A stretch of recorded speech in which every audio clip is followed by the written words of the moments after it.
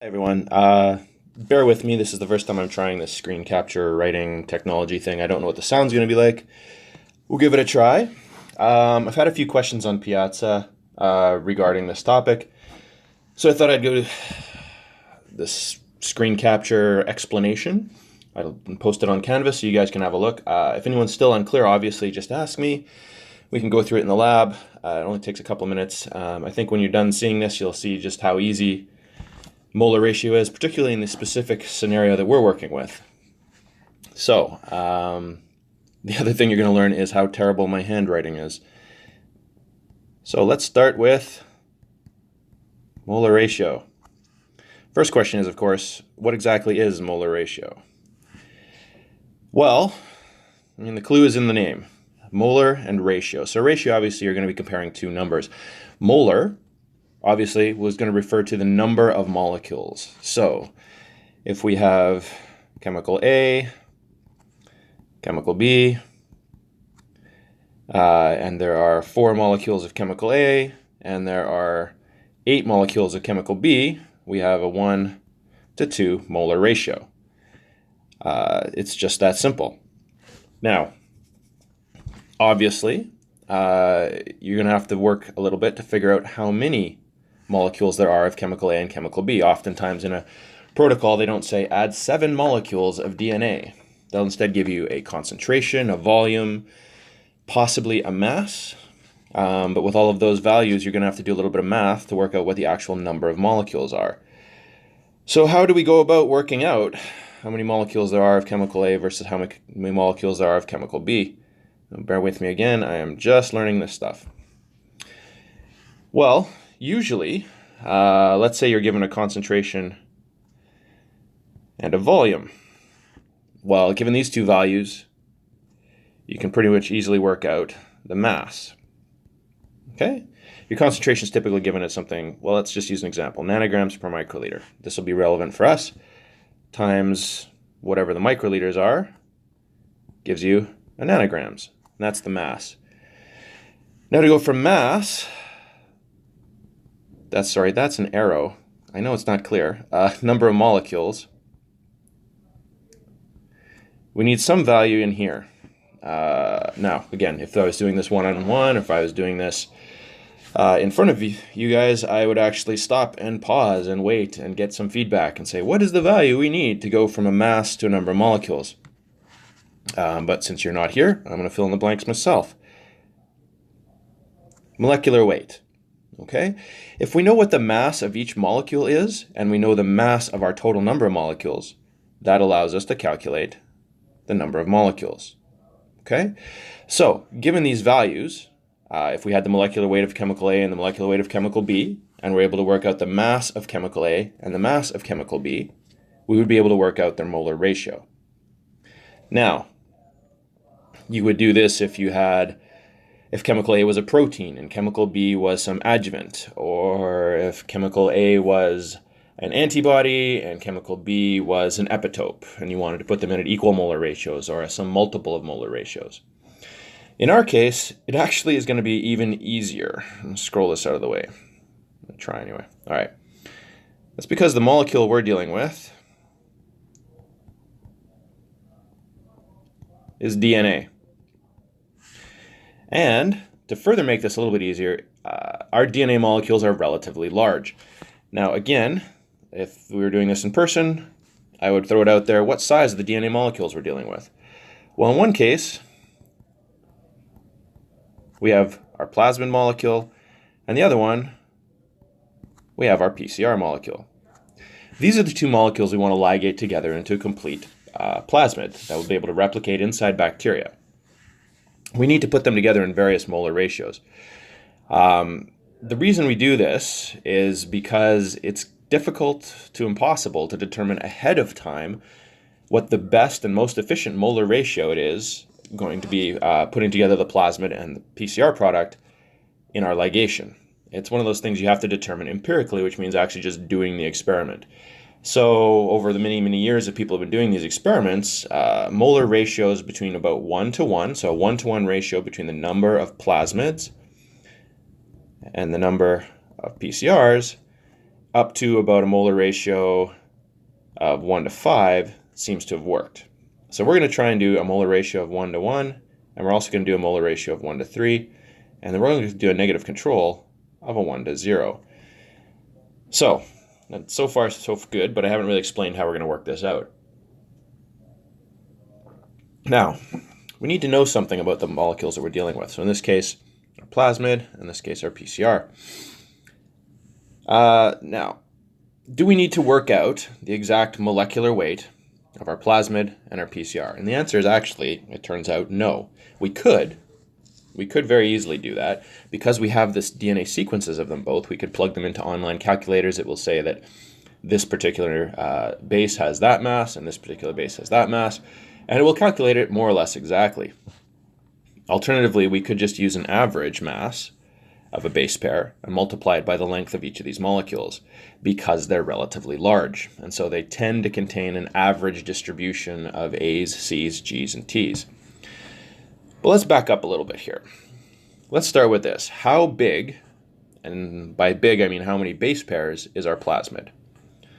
All right, let's scroll this a little bit out of the way again here. So PET, I'm going to shorten it a little bit, is about 6,000 base pairs long. Plus or minus a few base pairs, but for our purposes, 6,000 base pairs works fine. You're going to find that the accuracy of this calculation is going to be way higher than the accuracy we're going to be able to achieve with our pipetting, so this is just fine. Now, what about our lac-Z? Well, total fluke, it's almost exactly half the size of our plasmid, and you're going to see that this actually makes the math work out really, really easily. I didn't actually plan it this way, just a happy accident. Now, let's go back to the reactions that we want to set up. If you recall, we want a 1 to 0, a 1 to 1, and a 1 to 3 molar ratio. Okay, now, these reactions are going to have some of the PET plasmid in them, and they're going to have some of the lac-Z in them. Now, in our 1 to 0, this refers, the first value here, the 1, refers to our plasmid. Again, I would ask, how much plasmid are we putting into each of our ligation reactions? To which you would all shout out 50 nanograms. Now remember, this is the cut and dephosphorylated plasmid that we're adding.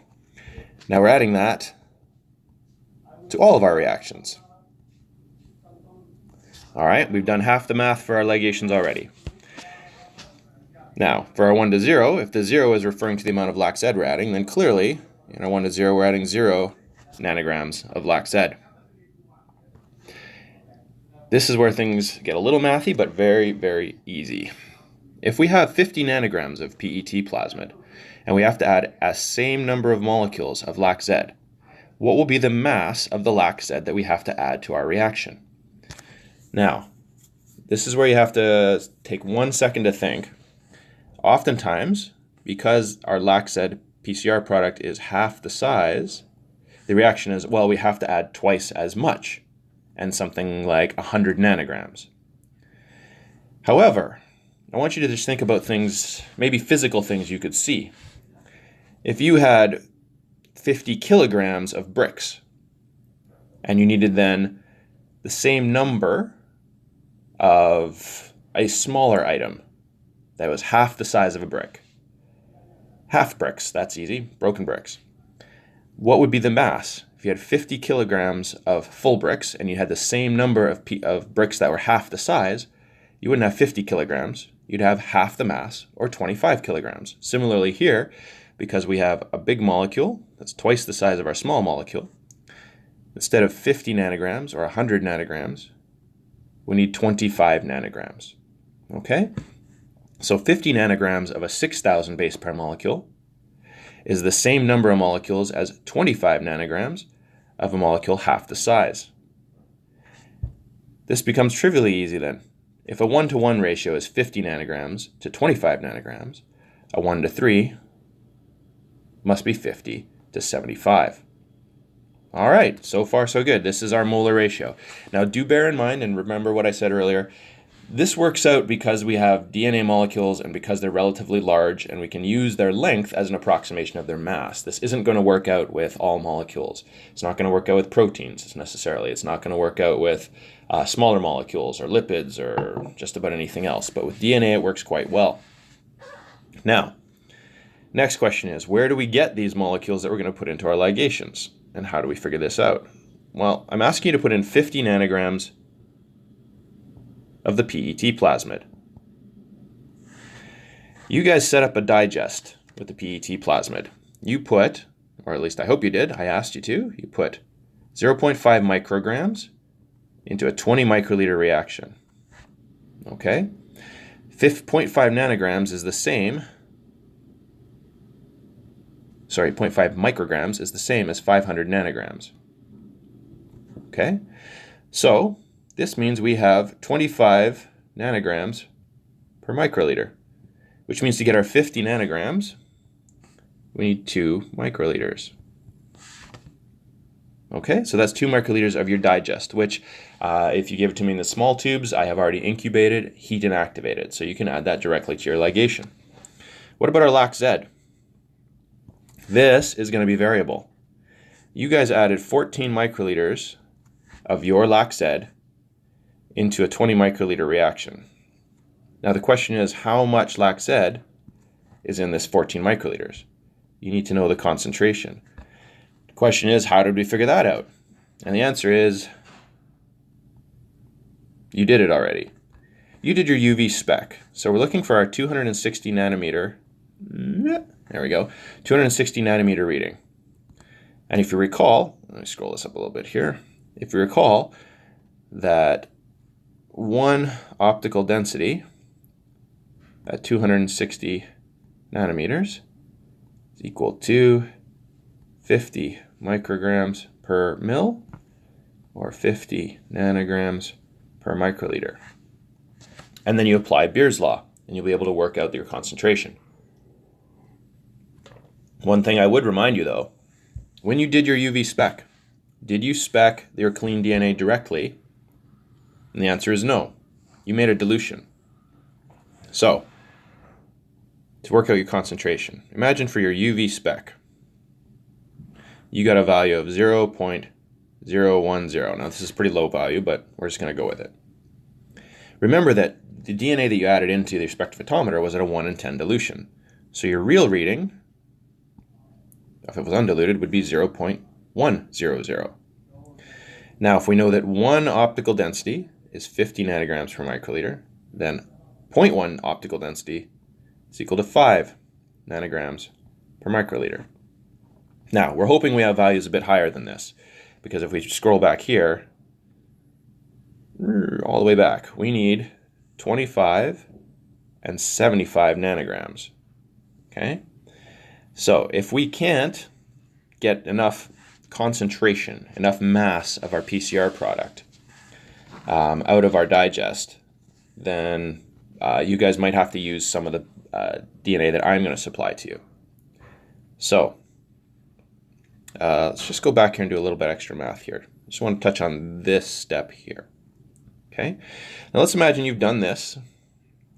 You've worked out the concentration of the PCR product in your undiluted PCR cleanup. Remember again, this point right here.